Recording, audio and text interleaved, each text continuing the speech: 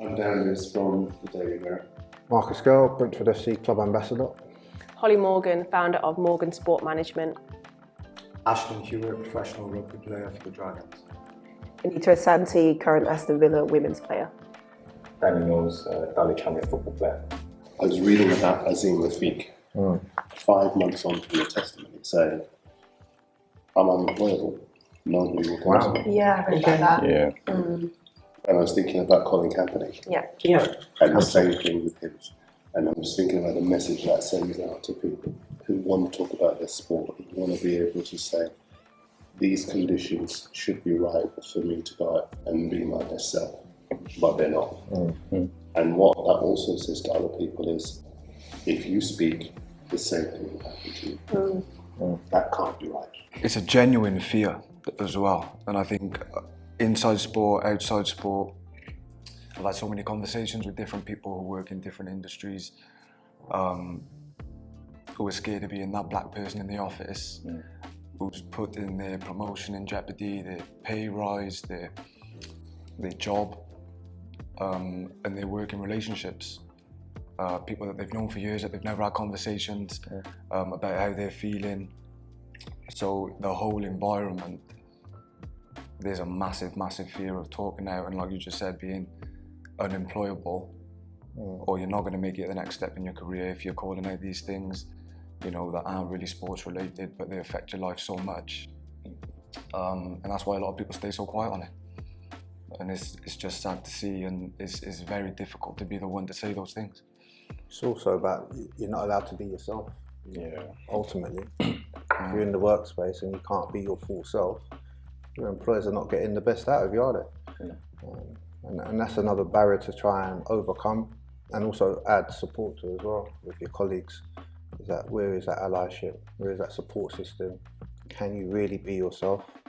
And if it comes to reporting anything, do they know the safe spaces that they can do that?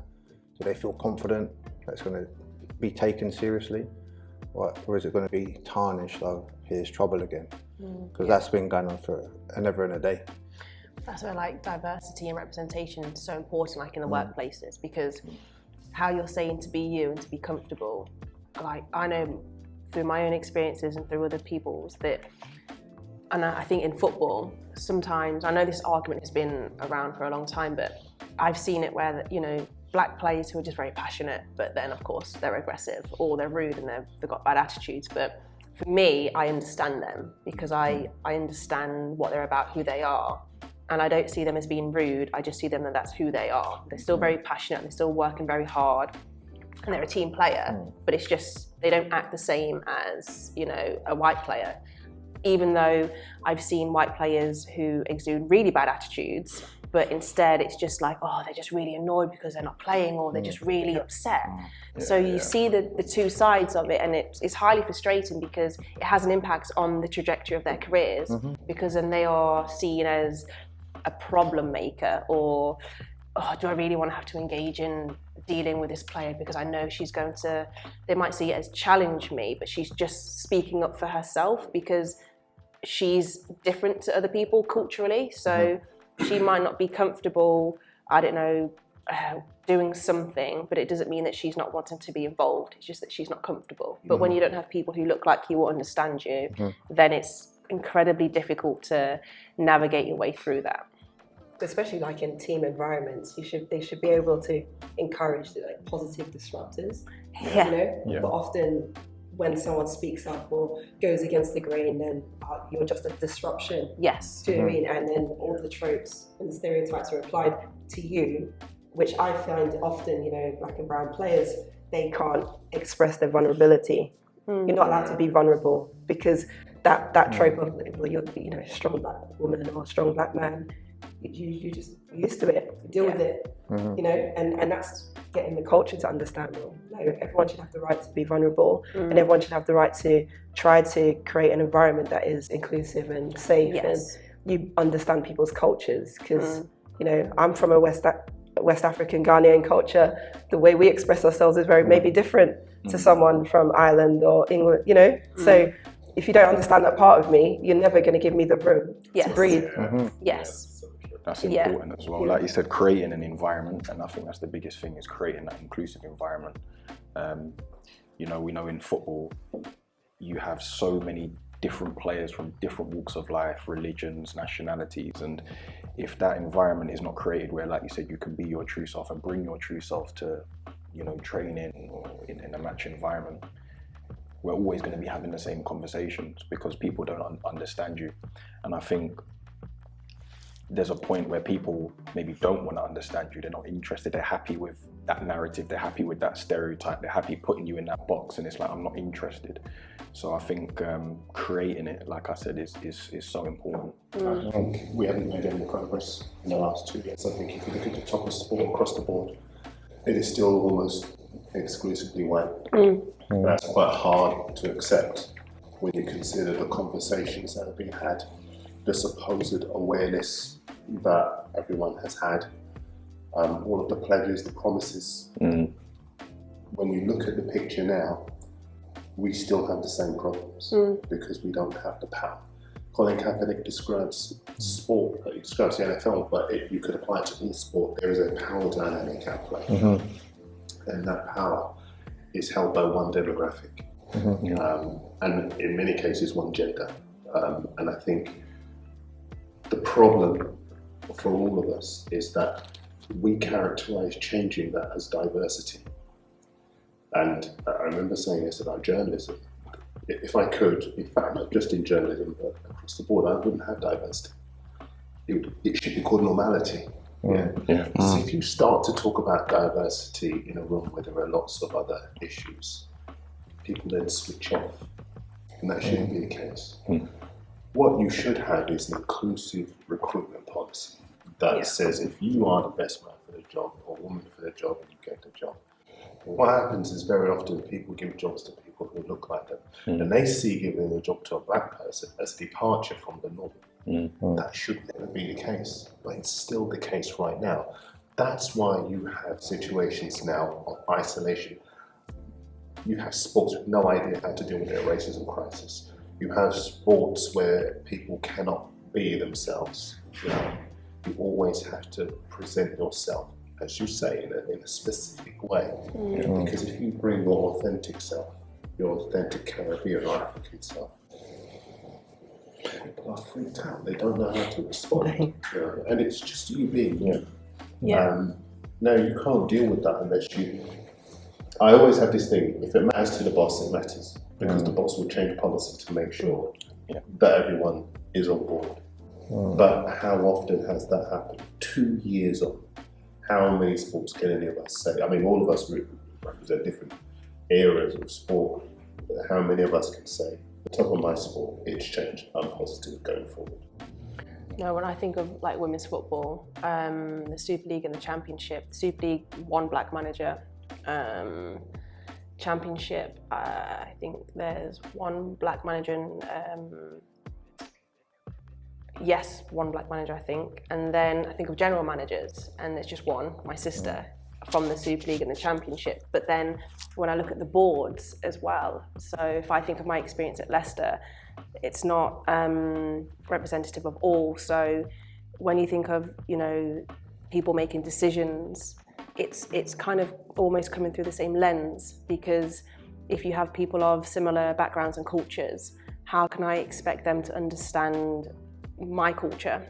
Because it's not the same. So I think I agree with you. I don't think there has been much change at all. And I think when you hear about these pledges or these initiatives that are happening, I struggle with that because I'm trying to see it, but I can't. And you get the stats and you see the percentages of actually we have improved on hiring more black coaches or of other ethnic minority groups. And we were talking about this, but it's sometimes like a tokenism. And I think there's then the issue of, you're only getting the job because you're black. I know I've received that. I don't know, like with coaching qualifications or when you get bursaries, people come to me and say, well, you're only on the course because you're black and female. You're actually taking away my ability to be on the course because I'm actually good at what I do. you've now just singled me out as, well, we know you're only here because you're black. And I think that's a problem when you look at these initiatives. It then kind of belittles us that we're only getting it, or these opportunities, because we're trying to fit a quota, not actually through our own ability to do the job, not well, but very, very well. And I struggle with that, because you're constantly having to fight the argument that I'm here because I deserve to be here, and you're right. What that does is that forces you to then work doubly hard. And then, Yes. and it goes back to what our parents told us: you're going to have to work twice as hard. Yeah. Because the law allows bosses in the workplace to be able to discriminate against you. So unless you put in a double shift, you will not be able to convince people that you are worthy of a job that you should have by right anyway. How can that be fair in 2022? And this is why I say that I'm not on board with targets. I know a lot of places have. We've got a target. It's got to have this many people by 2025. Why? Why do you need a target for that? Just to be seen to be doing something about it, but actually doing nothing about it. Yeah. It's just words on a page, and if we don't physically see it, it means nothing to us. Very often, Marcus, the person who sets that target is well aware they may not be in that job in 3 years' time or 4 years' time. By the time the day of reckoning comes, they could have moved on to another job in that sector. Yeah, we've got to try and make the space more healthy for us to thrive in. Instead of, at times we survive in these spaces, and we shouldn't have to. We shouldn't have to just always excel to get anywhere, but that's in our DNA. History's put that in our DNA, is that we have to excel in absolutely everything to get the same. I don't believe we have to. We just have to be ourselves on merit. And it is disappointing, because the game does talk a lot, but it's actually showing that it means what it says. Take those words off a page, and let's actually start seeing those numbers with the right level of respect as well. Not just to say, oh, we're just going to put people in boardrooms and all of that, just for the sake of, if a picture comes around, they can take it, and there it is. Absolutely. There it is. We want to know who's behind it all, what impact are they having to be in those positions as well. And it is draining at times, but we have to keep fighting that fight, because you know what, there's someone looking at you, Danny, might be 10 years younger than you, I don't know, but they'll be looking at your moves, your footsteps. What are you going to be leaving behind for the next one to follow? Same with you, Anita. They're going to be looking at you to say, right, let me see how Anita's navigating through this. What measures can I take? She's going to be my role model. And that's what drives me, is that I know someone's watching. I know there's a younger version of me, a far younger one. And you, Darren. Hey, well, there we go. But that's the responsibility we've all got. We've got to make sure we step in the right way and lead from that position. But also to challenge those. I know I do that in my space, my workspace. I challenge and I put things out there. If they don't like it, I don't care. I say, good. If you don't like it, change. Change the frequency of people that are comfortable, where that comfortability impacts us in a negative way. So I'm not one of those that will allow someone to stay in that comfortable mindset. I want to disturb them with a different frequency, a different level. When they see us, they have to move. They have to rethink what they was probably trying to execute anyway. I think that's part of the reason why a lot of places don't change the makeup to a large extent of the decision makers within their organisation, because they don't want to be challenged. They think they want to be challenged, and they give off the message they want to be challenged. But in reality, they don't want to have to do the difficult stuff because it's too hard. And it's the reason why all of our sports have stayed the same. I think that's the positive about all of us being around here, is that we're the people that are willing to challenge. And I think when I first got into this sort of space, and even, I say, brave enough to start speaking about it, because you do have those thoughts about, is this going to impact my career? Is it going to impact, the things I do on a day-to-day? But I think it just goes to show from all of us how important we think this space is, because in our respective sports, we'll all have an influence in one way, shape or form. And you spoke about tokenism, and you end up doubting yourself in a way. at times you think, oh, maybe, did I just get that position, or am I just on this course because of that? But like you were saying, it shouldn't have to be like diversity, should it? This should be normal. We shouldn't have to have these conversations. We should just be able to go for a position, whether it be in our respective sports or outside of our sports, could be in a completely different industry, and be able to go in there confident and say, do you know what, I'm going to put my CV in, I'm going to have my interview, and I'm going to come away from that thinking, do you know what, if I get it, it's because I was the best person for it, and if I don't get it, I just wasn't the best person for it. You just want to have that transparency, and just come away from it thinking, did my best, didn't get it. I agree with that. Is the other negative element of it in terms of how you perceive yourself when it comes to quotas, targets, tokenism and all of that sort of stuff. I was appointed to a board recently, and straight away friends that are involved in that sport said, just be careful there, because we're not so convinced that they care the way that you care. Are they trying to look good?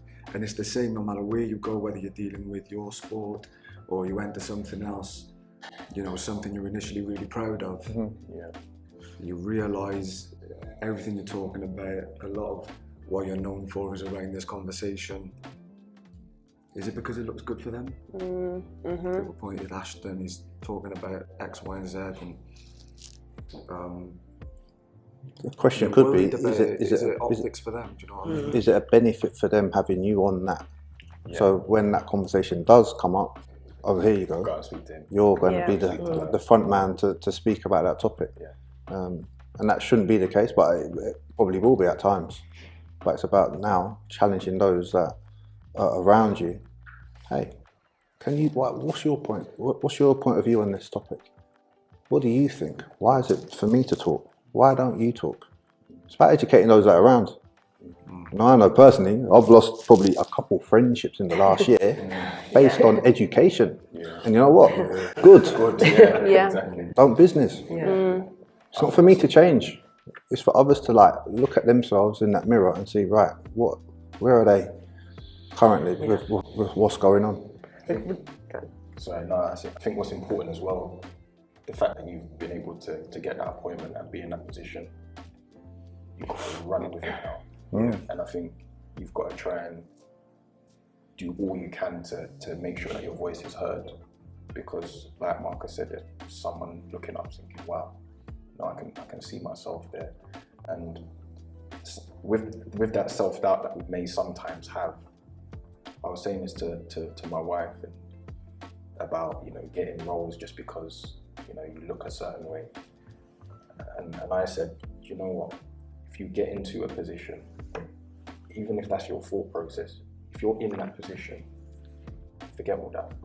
You've got to go with it, and you've got to show people why you're in that role, why you're good enough for that role. And like I said, make your voice be heard, because it's so important. There's no point in going in there and just okay, I'm here now, I'm not going to do anything. You've really got to work twice as hard, if you want to call it that, but really just run with it. That's what I'd say. I was going to say, adding on from your point, I think sometimes the battle is also, we're in the fight every day, so it's not something that we just switch on and switch off. And I think that's something that has kind of occurred, and I've seen it where people not jump on the bandwagon, but they sometimes see it as an opportunity, like, okay, if I agree or show my support, I'm publicly kind of showing that I'm a supporter, and sometimes that's all that it is, but it's not actually helping, because when you are in a position to speak out or recognise that you're at a disadvantage because of the colour of your skin, that's when you look to people to say, okay, these are the moments, what are you doing about it? It's not just about putting a post out there to say I stand with you. How do you stand with me? And I think this is slightly off topic, but I think about what happened with Zuma with the cat. So his actions were disgusting, atrocious. There's no excusing what he did there. But what I found very interesting was I welcomed the change of how he lost sponsorships, the club lost sponsorships. That should have been happening way before, because there have been incidents in the past with, Suarez, John Terry, even Harry Maguire, what happened when he went on holiday. And I think that's still ongoing. But I don't recall, and I did my research, so tell me if I'm wrong, but I don't recall them losing sponsorships or the club coming into kind of question about other sponsorships that they've had. So when the argument was going on about he should, be sacked, he shouldn't be playing, I understand that because his actions were awful, but I hadn't seen that reaction from the public for events or incidents that have happened in the past. So hopefully this is a change for what happens in the future. People react the same way as how they have done with Zuma, because I think if you're going to stand up and support, and I think it was Chris Kirkland, wasn't it, who made the comment about, please make more of an informed, or please be more understanding of your comments if you're going to comment on race issues. If you don't have an understanding around what you're actually saying, I prefer you not to say anything. But if you are going to be a support to this fight, then it can't just be on one day. It has to be every day. And it has to be when you can see things happening. You have to have a voice all the time and not be silent when you just think, oh, I'm okay now, I don't need to talk about it. As a journalist, but you've all been in dressing rooms. What are race conversations like? God. You got tea? They're uncomfortable. They're challenging, and sometimes there is silence. Sometimes non-existent as well, to be honest. And if there is a conversation around it, it's banter. It's clouded in banter. Yeah, it's definitely clouded in that banter. I think there are a lot of intelligent players in dressing rooms. I think we would agree. But then there's a lot of players that you can't talk to them about this kind of stuff. It's just not taken seriously. And I think if you come as a collective, you're always going to have the one or two that will kind of laugh it off, and then they're influencing that person, then they're influencing that person, and all of a sudden the conversation's lost and it's gone. It's diluted, isn't it? It's totally null and voided. It's difficult. I'm not sure how it is in women's game. It's exactly the same. Non-existent, because we're always the one in the changing room. Do you know what I mean? I'm the one individual. That issue might matter to me deeply, but no one else is bothered because it doesn't affect their day-to-day. And like you said, it would be masked in banter or whatever. And obviously generationally now, I am one of the more senior players. I got a lot of younger players around me, and it's just not a concern. Like, they're learning things from TikTok. It's a completely different world. So I've had to find a different space to attack some of those issues by just getting organised with other black players throughout the league in RWSL and Championship. So we have our own network where we can start communicating these issues and how we want to challenge them behind the scenes in a way. And like you were saying about getting in, if you get into a position, how do you utilise that? How do you strengthen your position? Well, I get asked all the time from unions and stuff, write this op-ed or do this or do that, which I'm happy to do. But, in terms of anti-racism and discrimination stuff, gender equality things, I say to them, well, what does your house look like? Because you cannot go around preaching to other federations and clubs and whatever that they must adjust this board or they must do this when your percentage of employment in all these areas is significantly low. Your work that you're doing to restructure your business is not there. You're not setting an example. Can you be the example? Then you can start going to them. Then you can start challenging them and forcing their hand a bit more because you've got the leverage. This is the point I'm trying to make, that I see so many organisations who want to get confirmation bias. We're doing this, we're doing that, that's great, isn't it? And they want you to say yes. They don't want you to say no. You're not doing nowhere anywhere near enough. They don't want you to challenge them because they think they've got X person in DNI and she says if you do that, it'll be okay.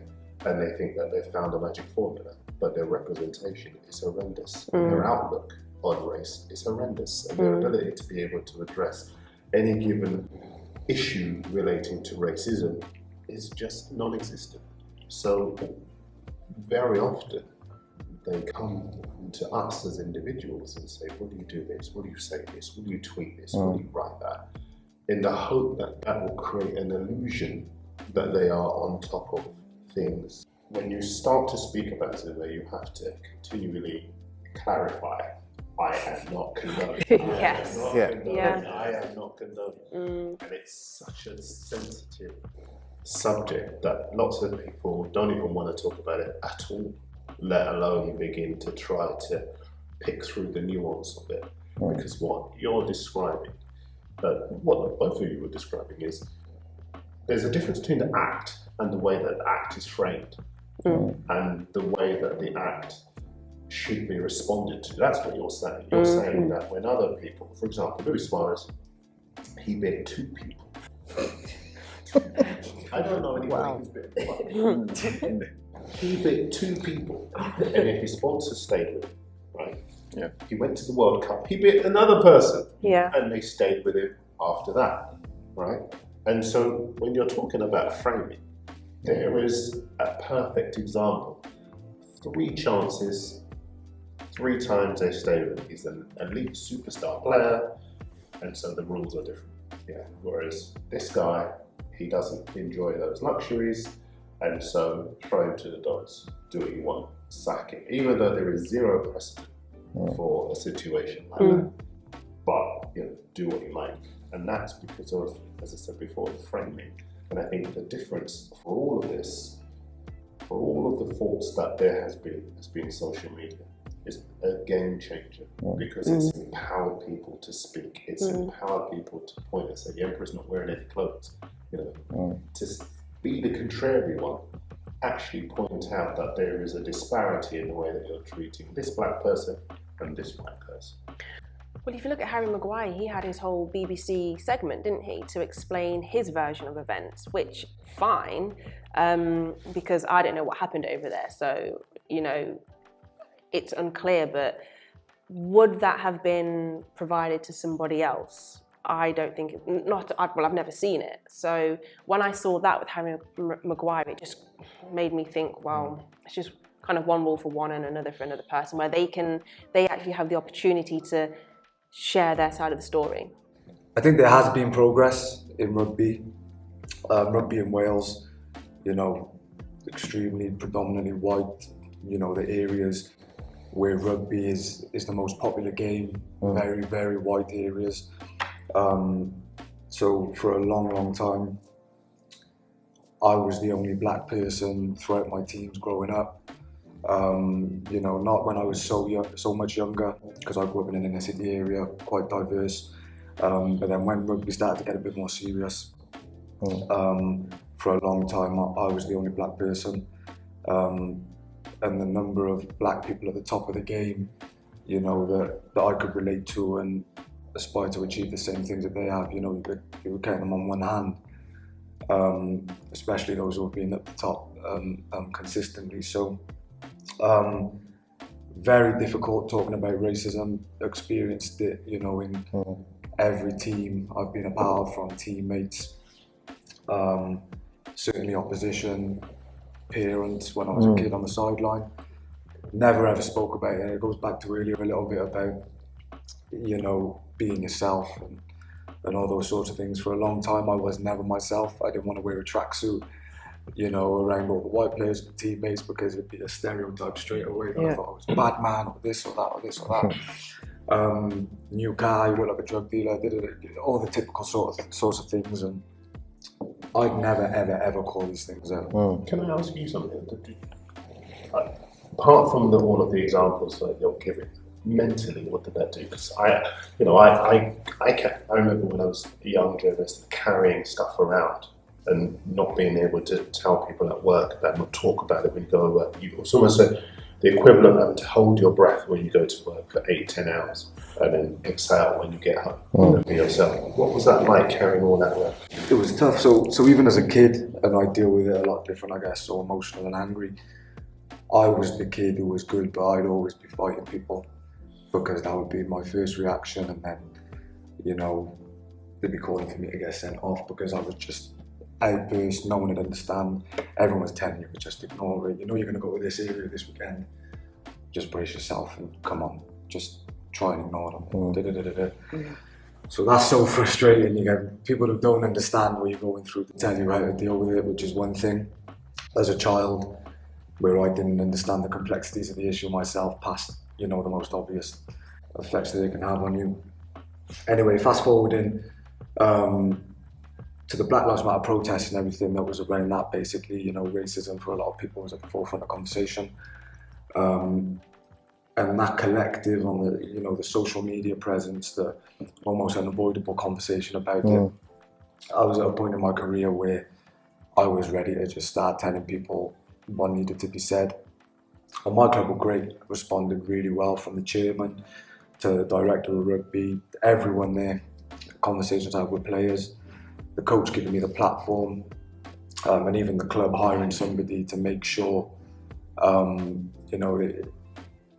unofficial sort of job title as an equalities officer, who would make sure that we were engaging with the right communities to sort of combat the issue, and also as a piece, to challenge people in the community branch and the offices and those sorts of things. So that was great. I had some great conversations, and they still support me to this day with whatever it is that I think needs to be done. So in that space of time, that has changed and progress has been made, but it's just getting people to understand that racism infiltrates so many different parts of our lives.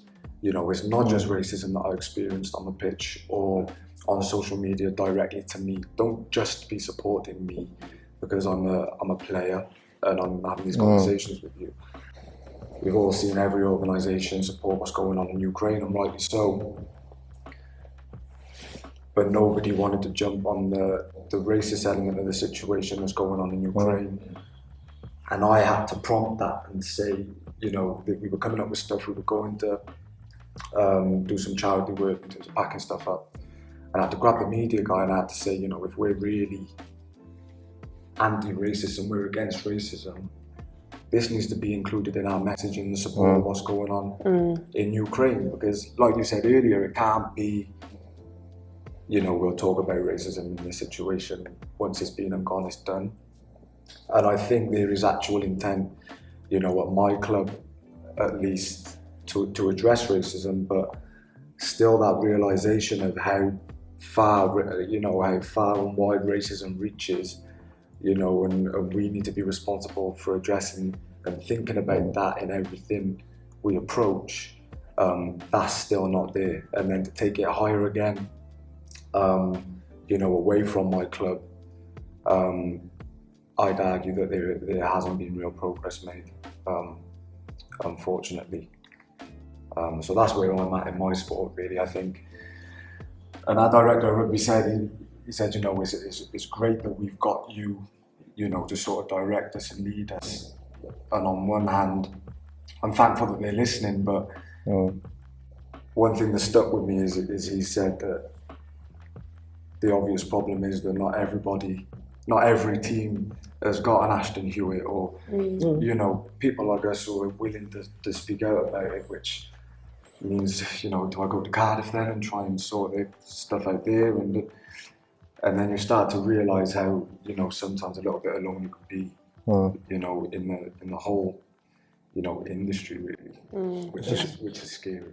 It's a little bit of a shame that they have you, which is great on one point, but the shame of it is that they say other clubs haven't got someone like yourself. That shouldn't be their excuse to say we're not going to put the right things into practice and treat humans as humans. When you asked the question about being in the changing room, I've had discussions with people about why just the term coloured is wrong, and having to educate people on that, and like the Windrush generation and telling people about that, and just people's lack of understanding of just cultural elements to certain things. And there did come a point when I was just like, I can't do this anymore. It's too hard to be the only one, and then also having people kind of flip it on me like I'm making it out like it's a problem when it's not. So there was a point where I just kind of thought, I can't do this anymore. That's why you read the book. Yeah. But like, I don't know with you, like how. Yeah, if you're talking about, the question is, have we made progress? Then I'm going to say outrightly no, because, you know, I've been in the game over 20 years as a player, and everywhere around me, that diversity is getting less in every single area, whether that be, you know, coaching, the players on the field. Never had a physio or, you know, anyone like that, even in the backroom staff, that represents other cultures and people. I'm like, how can that be in this space and time when we're saying the game has progressed and we're saying that we're getting more visibility, we're getting more resources, we're supposedly getting more access, which we're clearly not. So yeah, you know, the pie is growing and the game is evolving, but the people that get access to that is getting reduced significantly. And so for me, the progress has not been made. And that's the biggest frustration, because we talk about windows of opportunity, you know, we're saying BLM and everything has drawn so much more attention to these issues, and there are opportunities for us to capitalize and evolve the game and inclusion. But just the other week as well, International Women's Day, #BreakTheBias, I see a video with like 10 white players, you know, and one young black player at the end of the video with literally 2 words to say, doesn't even get to have a predominant voice in it. How can it be? Do you know what I mean? I'm looking at it sideways like, this is a disgrace, because we can't hang on this idea that, you know, especially in the women's game, that, you know, we're the most inclusive because of our organic roots in the way the game has began and started. We're hanging on to something that slowly is disappearing. Yes. So we also have to do the work within our space. Yeah. It's such an important point, because I think in many cases we are an afterthought. The video gets made and then someone's like, oh my God, we haven't got any black people. Edit it again, put someone on the end, you know. And, you know, we all are. I mean, I sometimes smile when I'm hearing some of these stories, because they're the same stories again and again, just repackaged. You know, it's just a different person telling that story, a different outlet, a different sport. But they're the same feelings of frustration, exhaustion, isolation, the same altercations we have within groups, the same, in some cases, feeling for some people that, and I get it, you know, sometimes you'll be in a group and you'll be the only person, and every time you raise the issue, you see your eyebrows raised or deep sighs, and then you think, there's no point raising this. And then someone new comes into that space who's black, and they say, you're here, how come you haven't raised it? But you're beaten, you're weary. Yes. Exactly. You bashed your head against the brick wall and taking it home, you know, agonized over it over a long period of time. And it's hard to do that when you are the only person. But this is where I'll bring in, what about black allyship? So as you're saying, there might be someone in the organisation that is downtrodden, a new face comes in, a bit more energy or whatever. Do we feel that we have black allyship? I think if you're in an environment which the majority of the time we're the minority within that environment, I think that what can happen is you have that, or the environment gives you that mentality of, I don't want to upset people, I don't want to be that one to kind of have a bad attitude or anything like that. And I think, again, that's a part of our exhaustion, is not actually being able to have those conversations and to be able to bring it up in those spaces. But what also is a part of that exhaustion, I think, is that, Darren, you mentioned how huge social media has become now, right? And just media in general. People are not stupid. People still see these things out there. So and then it becomes a personal choice to disengage with it. That's what I think. That's a choice. Because you can't say you haven't seen X, you haven't seen Y. You see it. You know exactly what's happening. Now, what are you going to do about it? So you mentioned about pledges, fancy statements, all of this. What's happening in-house? Like you're saying, what is happening? What are you doing?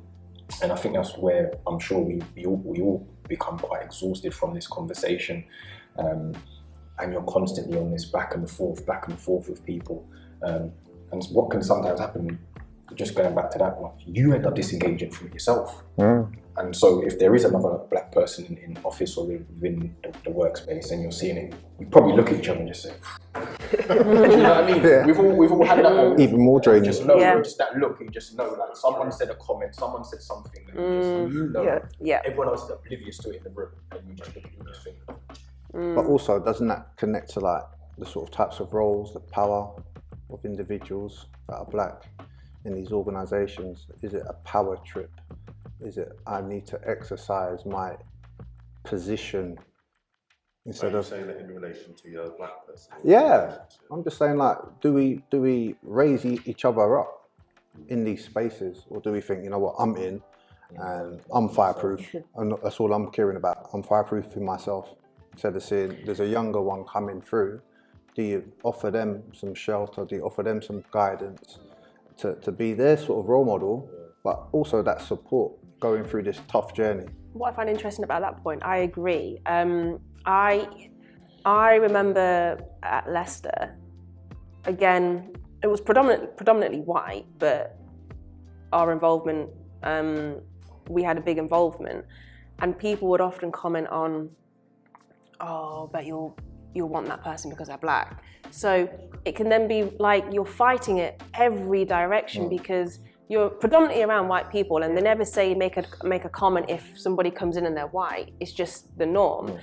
But I can remember if I was engaging in conversations with black people. At one point, I had two black teammates, and we were questioned about, oh, so do you only talk to black people then? Like, you guys are only always together. And it was so interesting because I was like, no, they're just my friends. But it's like, even like if you're in a position of power where you can bring people in, sometimes even that is so difficult because then your decision making is questioned, that you're bringing them in because they're black. So sometimes I think it's just lose-lose, because I agree, if you're in a position and you made the comment about if you're the right person for the job, if you're the best candidate, you get the job. But then you then have to understand that people are like questioning the fact that, well, you brought him in because he's a brother or she's a sister. You know what I mean? And it's just like, oh, it's just draining, because then you feel like your back is up, and then you question yourself and think, okay, maybe I need to, and I know we did this at Leicester, we made sure that we had so many things in place so people couldn't question what was the reason for bringing this person in. So it's a constant fight there, and sometimes I don't think people understand the difficulties and the thinking that goes on when just something that's so small is actually something that's incredibly big and draining on you. Go back to where we started. It is a power dynamic, and there are many different ways to exercise that power. Yeah, and I think in all of our sports, the power is retained by one demographic, and what they will do is have advisory boards where there are black people. So we all know what they are. Do you know what I mean? And what they should do is say, if you have the experience, the knowledge, the talent, the ability, we are going to put you on our board. You are going to give you that position. Diversity, I will always say this, does not need to be a target something down the line. You could change it today if you said to somebody, I'm giving you this job. I'm going to make more seat around the table. I'm going to make more seats around the table here. And I think if you do that, that's a real commitment to changing the status quo. And that stops people from, it will never stop people, but it will begin to change the culture. Because I think you can only change a culture from the top. Whether that's in the men's game, whether that's in the women's game, whether that's in journalism, you can only start to change a culture from the top. And I think that a lot of the sports that we look at, I mean, we're not represented by cricket around here, but cricket is just a mess. For the very same reasons. Zima, I think, has raised all of these issues. And he's on the outside, and everyone else is on the inside, appointing one or two black people and saying, we're going to put prayer rooms in all of the cricket dressing rooms, as if that's this is my point. It's another gesture. I tell you why we laugh, because we see all of those gimmicks and gestures so many times. We know how it works. And I think Just the final point on this, it's nothing to do with sport actually. I was looking at a video of the Critics' Choice Awards, they were, and a director called Jane Campion won an award. And Serena Williams and Venus Williams, she talks about them, and she said Venus was sitting in the audience. And she said, you're marvels, but you've not had to come up against the boys like I have. Wow. It's a remarkable thing to say. You win an award and you try to diminish the achievements of two black women who have achieved so much despite racism and sexism. Right? But you take a jab at them to put yourself higher. And it kind of set me thinking that there will always be people who will prioritise their needs above yours. And that is it in a nutshell. In the food chain, we are at the bottom. And we're not just below other genders and other races, we're below animals. We are at the bottom, and it's uncomfortable. It's not pleasant to accept at all. But I think we see with the anger and outpouring of fury around the Zuma thing, and a lot of people have noticed this, and they connect it with the fact that when planes left Afghanistan to come to this country, they made seats for dogs while people were falling from the wheels of planes into the sea to their deaths. That's the reality of where we are now. And as I say, people might watch this and they might think, why are you laughing? What are you talking about? But it's because we know, and it doesn't matter where you are, we could meet each other for the first time, but our experiences are all the same. Because we've been in rooms, we've been around people, we've seen the experiences, we've heard the stories, and we know we can almost finish each other's sentences. Because we know. We're all connected, aren't we? We're all connected. Online abuse, for example, that is something that could be, a lot more could be done around it, but it's taken a very, very long time. So you kind of question when you're talking about people in control, they want to control the narrative because it's really, well, when you think of football, it's very much a business. It's a money-making machine, isn't it? So if that's going to impact what you're getting from the sport, you're not going to want to change it, or you're not going to want to have too much of an impact because, you know, it's making you money, it's making you powerful, it's making you rich. And I think that's a big issue. And I know we were talking about it earlier on in terms of when you're at the club. I don't know if you find this, if you're doing interviews, but my experience is that you're very much controlled about what you can say, and in the way they want you to kind of portray a story, and you lose that control. And I've only kind of realised that since being outside of football, that what I probably would have wanted to have been more vocal about and say more about the club, and I think clubs are like this, they just want you to be very much, you know, just say what they want you to say. And we said it about Eddie Howe with what was going on with Newcastle and, you know, the backing that they've got from Saudi Arabia. He didn't comment on it. And I think that's probably because the club just wants to keep the narrative very simple, because they know that there's an issue, but they're trying to keep it just, not even under wraps, but people are well aware of it, but they don't want it to get any bigger than what it is. So the control is very hard because it's very obvious what they're doing and we can see it. But I think people get very sidetracked because they're passionate about their teams. They want their team to win. So I think the control element is very hard to kind of deal with. And that's probably like a question as to how do we see that changing? Like, how can change be enacted when it's people at the very top who really are the ones who are in control? What is it that we can do? And that's when I feel defeated. All the stuff we were talking about before. You go over these examples in your head, and sometimes you feel like you've achieved something, you feel like you've changed a mind, and that you've made a difference and you've influenced somebody else to really care about it. But you look at these instances where people are selective in what they care about and what they choose to speak about, and it's like a kick in the face, because you've had this phone call with this board member and you've spoken to the director of so-and-so's, said he's had his eyes opened and he really does understand and they want to make change.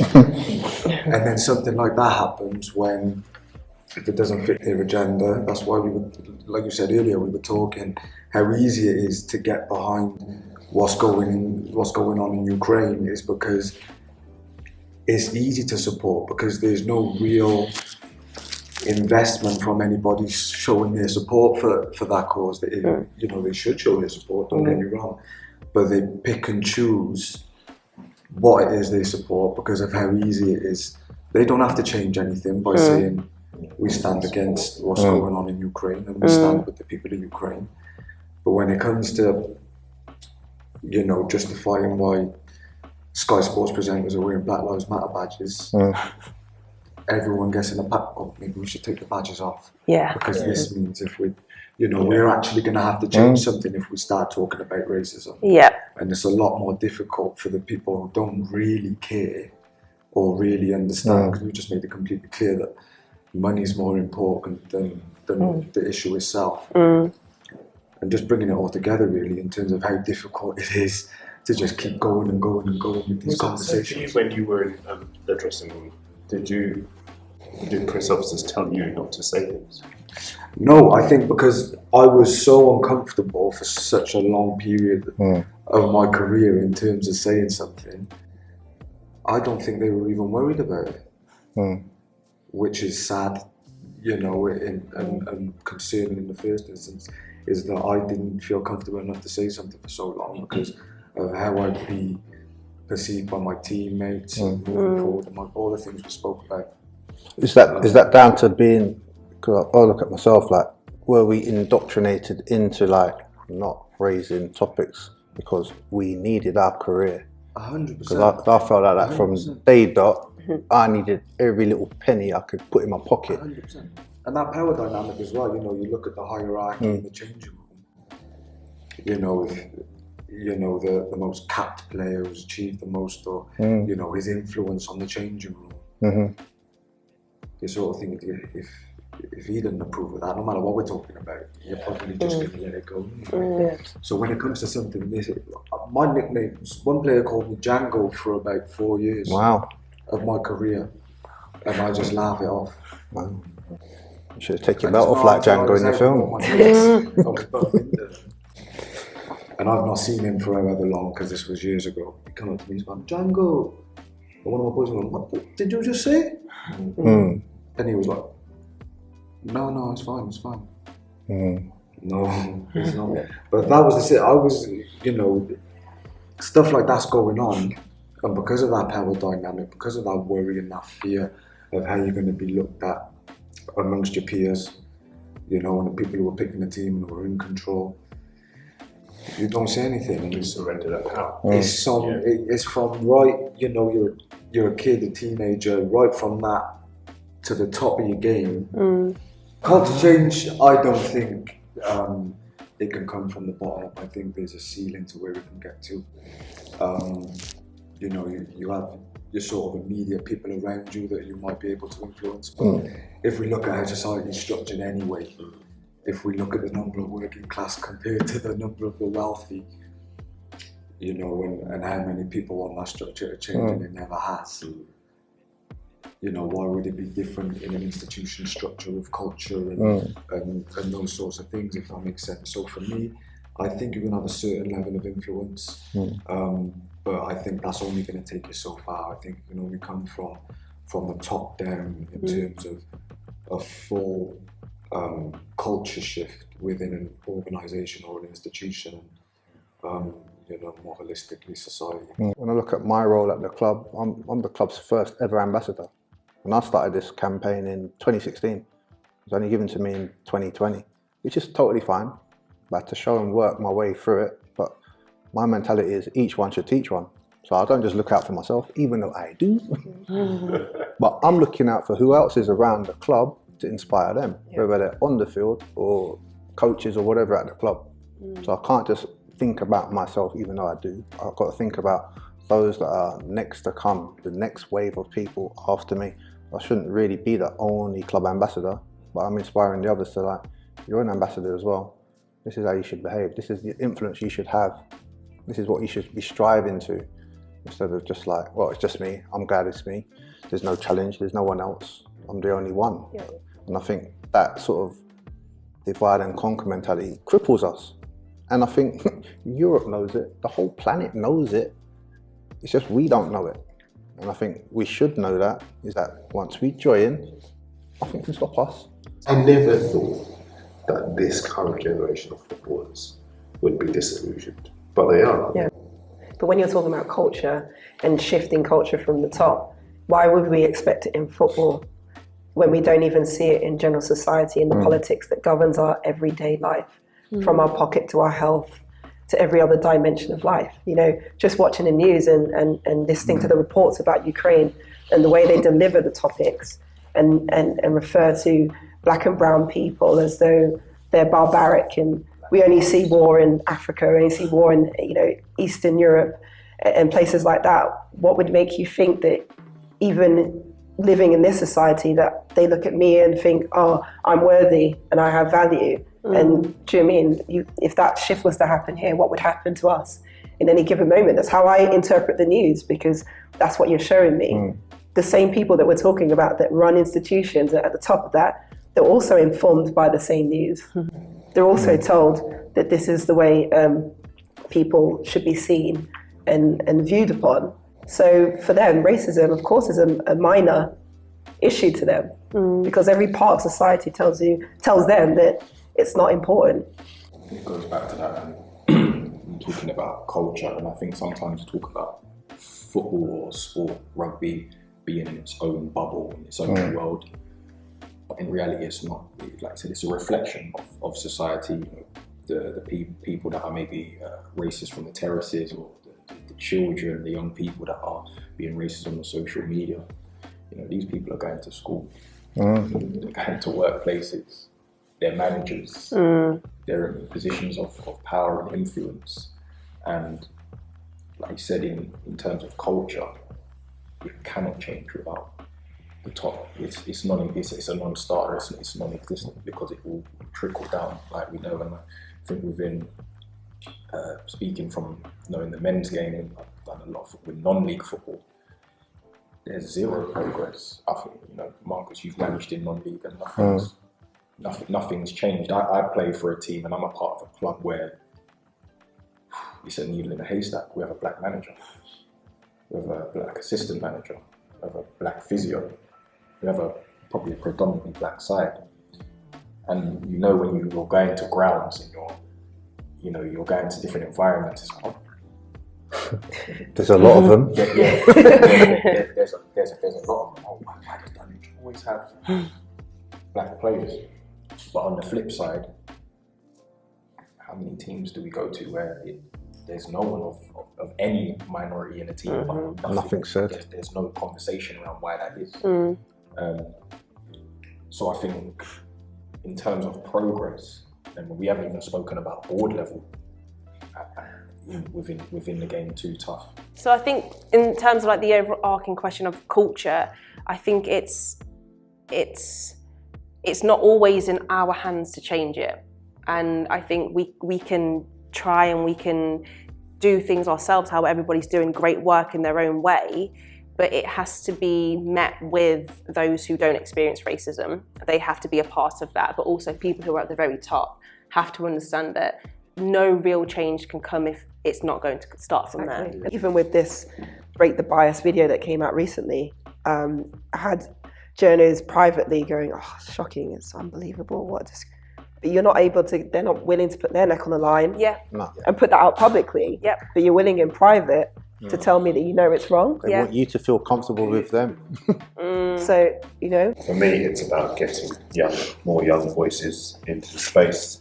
It's about pushing for more senior voices in the space, but it's also about, if an issue needs to be amplified, using that voice to be able to amplify.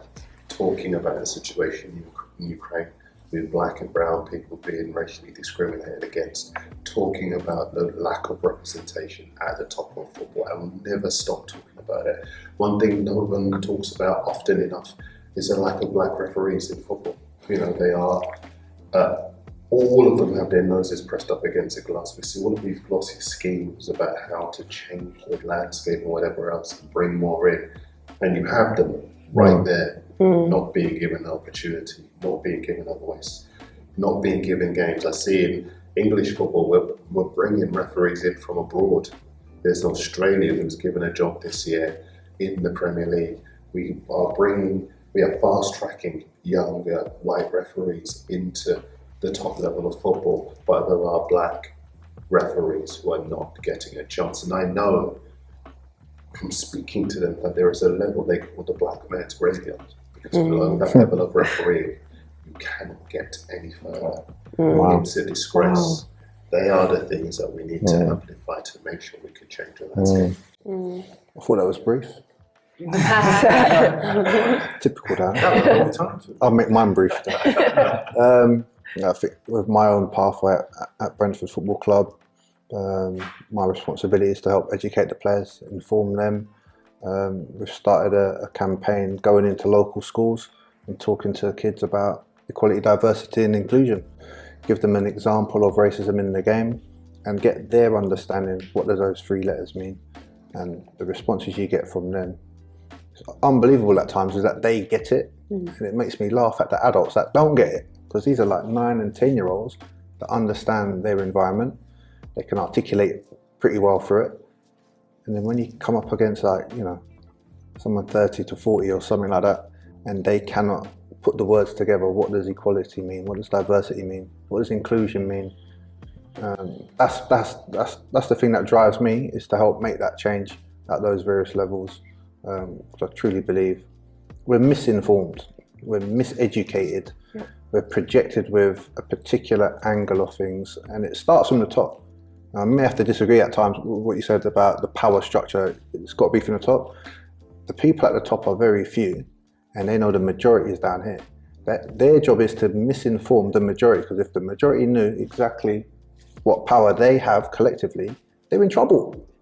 And they're doing it to us in our own culture and our own community, is that they don't want us to gather. They want us singular so they can pick us off. But once we all get together and the power is at the bottom, you turn that upside down, it's a different world, a different culture. And I think that's where we can make a huge difference in the sort of information and education that we can put out there. I think for myself, being involved in football, I've tried to always go into schools to try and identify people or kids that might not have had the opportunity, or who just might not have been seen. And I know and I'll be very honest, I'm not biased, I know when going into schools, if I see, you know, a black girl, I will want to find out more information about her. I won't deny that, because I know that I just remember myself as a young black girl not being seen. So I feel like it's my responsibility to not be biased and only see black girls, brown boys, etc. But I'm trying to be the support system for them that I know is not always in place.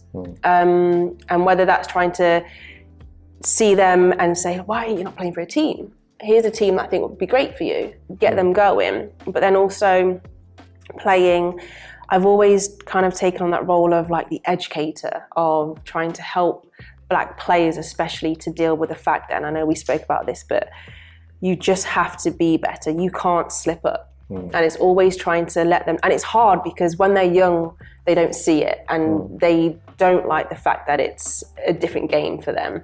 But I think I've always tried to mentor black players within the game where I've been, to help them through the journey, because they need the help. They definitely do.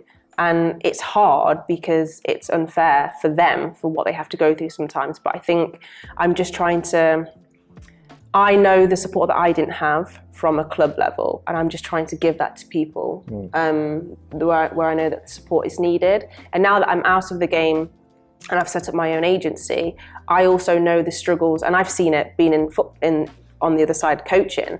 I've seen how contract talks are different, of players who statistically are actually better, but they are offered much less than another player who statistically doesn't have the same stats and hasn't performed as well. But I'll be honest, their image just increases their amount just like that, or their profile. So for me, I'm now on a mission to make sure that whoever I support, and I'm not just saying my agency is just for black girls or whatever, but I know that if I have a black player, I know they need to be fought for differently. because I know how easy it is to sometimes reduce their worth in value just basically on the colour of their skin. I've seen it.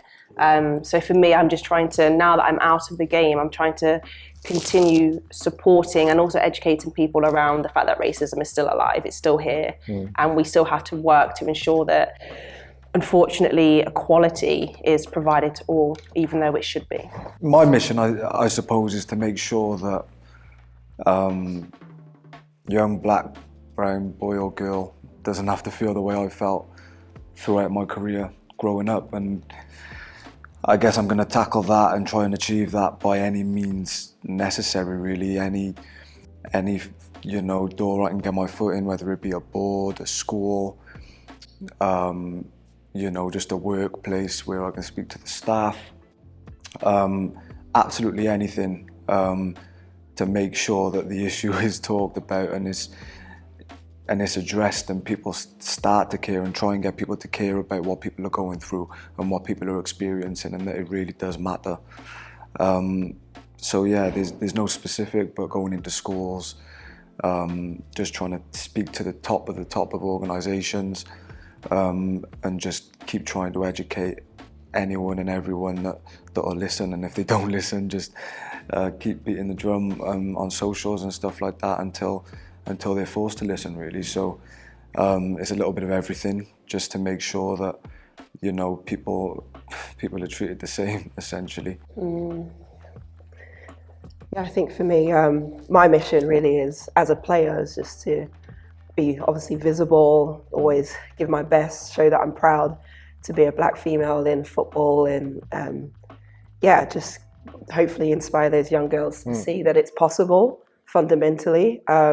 And that's from everything, from the way I carry myself to my hair to lots of different things. Like, I think it's important to just be your authentic self at all times, and use the platforms and my position as an ambassador for Amnesty and Show Racism the Red Card to also facilitate the education part of it, and support, and be a support system. Like, I always make sure that players know they have my number, they have my email, my socials, they can get in contact with me about anything to do with anything. I just think it's fundamentally important that those networks are there, like you say, that don't necessarily exist within their workspace or their school or whatever. And just to keep being a voice and working every day to be brave, to challenge people, whether it be individually or collectively, to try and make that difference. Being brave is I think one of the things that I've learned over the last year or so. I think the pandemic definitely, it allowed me to have a lot of reflection on this space, because I wasn't in it before that, the way I am now. And being brave was one of the biggest things that I said to myself, you see these issues, but I wanted to be the change that I wanted to see. And I think you mentioned Show Racism the Red Card. I've worked for them for over a year now. Going into schools, having that conversation and dialogue with children and teachers. At Dulwich Hamlet now, sort of heading up the EDI work, and really trying to embed and integrate it not only within that club, but I've had lots of conversations with Troy and Kick It Out about actually embedding it within non-league football, because that's the space that I know. And I think for me now, I want to try and amplify my own personal voice within the space, and like I said, working and playing the game, working with Dulwich Hamlet now to head up the EDI, but doing the work with Kick It Out and trying to actually embed it and integrate it within the whole of the non-league game, which I think is quite untapped. Racism happens on a weekly basis. We're constantly getting emails every week about things that are happening, and I think that's a big blind spot. So that's something that we're really trying to work hard with. And I think one of the things that I'm trying to do is, we spoke about the top of the game, right? We spoke about how change can't come without the top of the game and culture. And I've just completed the on-the-board qualification through the PFA and joined the board of my own secondary school.